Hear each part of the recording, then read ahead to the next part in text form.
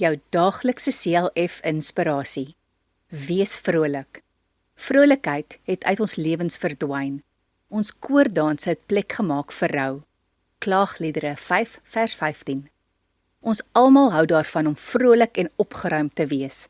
Dis lekker om saam met vriende te gesels en die jong mense geniet dit om te dans.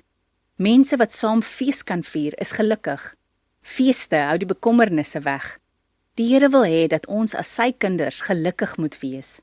Hy wil hê dat ons heeldag moet kla en met suur gesigte moet rondloop nie. In ons teksvers kla Jeremia dat daar nie meer vreugde onder sy mense is nie.